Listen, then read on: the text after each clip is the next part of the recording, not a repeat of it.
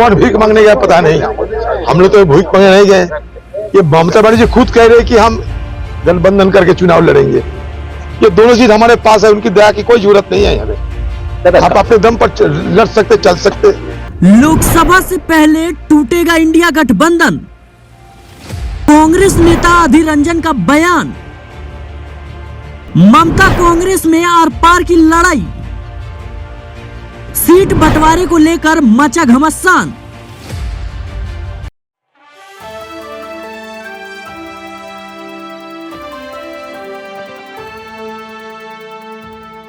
नमस्कार, आप देख रहे हैं नेक्स्ट 9 पॉलिटिकल बाइट। मैं हूं आपके साथ सिराज। इंडिया गठबंधन ये वो 28 दलों का गठबंधन है जो केंद्र में बैठी सत्ताधारी पार्टी बीजेपी को हराने के लिए बनी थी। ये वो पार्टी है, ये वो संगठन है जिसने केंद्र में बैठी नरेंद्र मोदी की सरकार को हिलाने के लिए बनी थी। लेकिन अब उसी गठबंधन में अनबन का माहौल चल रहा है और पहले अखिलेश यादव, उसके बाद नीतीश कुमार, लालू यादव और अब ममता बनर्जी का भी नाम सामने आ रहा है। दरअसल सीट बंटवारे को लेकर जिस तरीके से टीएमसी और कांग्रेस के बीच वाद विवाद बढ़ रहा है, इसको लेकर अब आशंकाएं जताई जा रही है कि क्या इंडिया गठबंधन अब टूटने वाला है। इंडिया गठबंधन लोकसभा चुनाव तक टिक भी पाएगा या नहीं, या कहीं ना कहीं इंडिया गठबंधन विपक्षी दलों का सपना ही रह जाएगा। इन तमाम सवालों के जवाब जानेंगे आज के हमारे सहयोगी अमन जी से। अमन जी, आपका बहुत बहुत स्वागत है। जिस तरीके से अधीर रंजन चौधरी का आपने बयान सुना कि उन्होंने साफ तौर पर कहा कि टीएमसी को लेकर जब उनसे सीट बंटवारे को लेकर पूछा गया तो उन्होंने कहा कि कौन भीख मांगने जाएगा, भीख मांग रहे हैं क्या हम। इन तरह के बयानों से ऐसा लगता है कि गठबंधन में अनबन जो है अब पूरी तरीके से चरम सीमा पर है। देखिए सिराज, बिल्कुल। और जिस तरह से हम पहले भी बात करते रहे इस मसले के ऊपर कि देखिए तमाम सारे दलों को लेकर एक साथ चलने का जो प्रयास है वो कहीं ना कहीं विफल इसलिए भी होगा क्योंकि अब तक कोई एक चेहरे पे कह सकते हैं मुहर नहीं लगी है। आपको सुबह की अपडेट बताता हूँ कि जब नीतीश कुमार के नाम का जो है ऐलान लगभग हुआ कि भाई उनको संयोजक बना दिया जाए, तो सबसे पहले ममता बनर्जी ने उनके ऊपर आपत्ति दर्ज की। तो आप समझ सकते हैं कि जो इंडी गठबंधन है उसका हाल किस तरह से बेहाल चलता हुआ दिखाई पड़ रहा है। आपके सवाल पे आता हूँ, आप कहते हैं कि वेस्ट बंगाल में भीख मांगने की जो कांग्रेस पार्टी की तरफ से बयानबाजी हुई है, दरअसल देखिए उसके कई सारे पहलुओं, कई सारे कारण हैं। क्योंकि ममता बनर्जी पहले भी कह चुकी हैं कि भाई मैं सब सीटों पर चुनाव लड़ूंगी, और अब खबर यह आई है कि वो अगर छोड़ना भी चाहती हैं तो 42 सीटों में से, जो 42 लोकसभा सीट है वेस्ट बंगाल में से, उसमें 2 सीटें कांग्रेस पार्टी को छोड़ना चाहती हैं। आपको 2019 का मैं एग्जाम्पल देता हूँ। 2019 में जब कह सकते हैं कि टीएमसी चुनाव लड़ रही थी और 42 सीटों पर चुनाव लड़ी तो उनको 22 सीटें वहां पर मिली। कांग्रेस पार्टी भी 42 सीटों पर चुनाव लड़ी, उनको महज 2 सीटें जीत तो हासिल हुई। तो ऐसे में उसी आंकड़े को देखते हुए टीएमसी जो है अपना प्रभाव वहां पर दिखाती हुई नजर आ रही है। और अब जबकि राज्यसभा चुनाव, जो कह सकते हैं कि विधानसभा चुनाव में भी जब उनको जबरदस्त जीत मिली, उसके बाद उनके हौसले और ज्यादा बुलंद हो गए। और ये कहीं ना कहीं समझ में आ रहा है कि ममता बनर्जी अब जो है किसी भी तरह से कांग्रेस पार्टी के दबाव में नहीं आने वाली है। दूसरी वजह यह भी है कि हो सकता है कि जब खड़गे के नाम का उन्होंने ऐलान किया होगा तो कहीं ना कहीं उनके साथ में अपना नाम भी कहीं ना कहीं अनाउंस करने के चक्कर में होंगे कि भाई सब लोग ये बोले कि चलिए खड़गे तो जो 80 साल के हो चुके हैं, वो तो एक बुजुर्ग नेताओं की श्रेणी में आ गए हैं, तो क्यों ना ममता बनर्जी को पीएम पद के लिए पेश किया जाए। तो ऐसे में जो कई सारी कयासबाजियां हैं खासकर इंडी गठबंधन में, मुझे लगता है सिराज वो दिनों दिन और ज्यादा पेचीदा होती चली जा रही है, क्योंकि अभी भी एक राय एक मत एक राय शुमारी नहीं है। एक तरफ जो है बीजेपी लगातार संकल्प यात्रा कर रही है, राम मंदिर की तैयारियां भी चल रही है और धारा 370 पर तमाम तरह की तैयारियां भी चल रही है, और इसमें कोई दो राय नहीं है कि बीजेपी जो है विधानसभा चुनाव से ही लोकसभा चुनाव की तैयारियां कर रही है, इसमें कोई दो राय नहीं है। लेकिन एक तरफ इंडिया गठबंधन है जो 28 दलों की ये कह सकते हैं मुहिम है, इसमें ही अब अनबन देखने को मिल रही है। इसमें पहले जो है अखिलेश यादव को लेकर जिस तरीके से कमलनाथ बयान देते हैं विधानसभा चुनाव के दौरान, उसके बाद जो है जिस तरीके से मल्लिकार्जुन खड़गे का नाम ममता बनर्जी आगे करती है, लालू नीतीश नाराज हो जाते हैं, और नीतीश को मनाना अब इंडिया गठबंधन के लिए एक बड़ी चुनौतियों में से एक है। और वहीं अब ममता बनर्जी को लेकर इस तरीके से बयान देना, कहीं ना कहीं ममता बनर्जी सिर्फ कांग्रेस को 2 सीटें देना चाहती है। ऐसे में आंकड़े के हिसाब से जिस तरीके से आपने जिक्र किया कि साल 2019 में 42 में से सिर्फ 22 सीटें जीती टीएमसी और 42 सीटों में से सिर्फ कांग्रेस 2 सीटें मिली। ऐसे में कांग्रेस को यह मान लेना ज्यादा फायदेमंद रहेगा कि आप जिन 2 सीटों पर जीते हैं वहीं से चुनाव लड़िए, या फिर कांग्रेस और मांग करेगी और कहीं ना कहीं गठबंधन में अनबन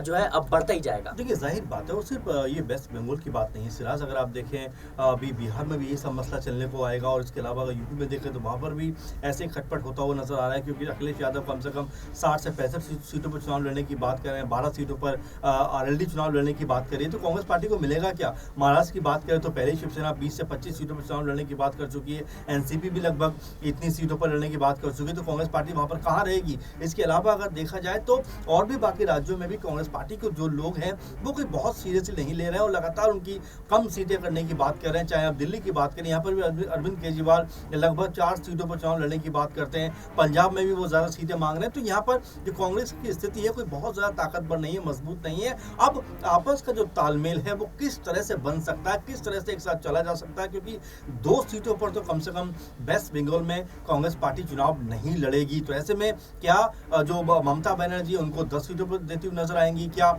ममता बनर्जी उनको जो है इससे भी इक्का दुक्का सीटें ज्यादा देती हुई नजर आएंगी? क्या 30 सीटों पर चुनाव लड़ेंगी, 12 पर कांग्रेस लड़ेगी? तो अभी इसमें कई सारी चीजें हैं, कई सारे इसमें ऐसे क्या विधानसभा चुनाव में जिस तरीके से कांग्रेस की हार हुई उसके बाद से ही कांग्रेस जो है अब ढीली पड़ती हुई नजर आ रही है, कांग्रेस को हर चुनौतियों का सामना करना पड़ रहा है। जाहिर बात है सिराज, मैं बिल्कुल आपकी बात से इत्तेफाक रखूंगा, क्योंकि देखिए अगर देखा जाए तो 2023 का चुनाव थे 5 राज्यों में, खासकर जो 3 राज्य थे उसमें जो प्रचार प्रसार राहुल गांधी कर रहे थे, उनकी बॉडी लैंग्वेज, उनका बोलने का स्टाइल, उनका एटीट्यूड सब अपने आप में अलग था, गजब का उनके चेहरे पर कॉन्फिडेंस नजर आता था। लेकिन जैसे ही वो चुनाव गुजरा उसमें जिस तरह कांग्रेस पार्टी को 3 हिंदी भाषी राज्यों में करारी हार मिली, उसके बाद से राहुल गांधी का जो कह सकते हैं कि कॉन्फिडेंस था वो पूरी तरह से कह सकते हैं लो हो गया, डाउन हो गया। और यही वजह है कि दूसरी दिगर पार्टियां यानी कि जो इसी गठबंधन की तमाम सी दूसरी पार्टियां थी, चाहे आम आदमी पार्टी की बात करें या फिर हम टीएमसी की बात करें या फिर नीतीश कुमार की बात करें, सभी ने कहीं ना कहीं राहुल गांधी को थोड़ा सा हल्का लेना शुरू कर दिया। और यही वजह कहीं ना कहीं थी कि ममता बनर्जी ने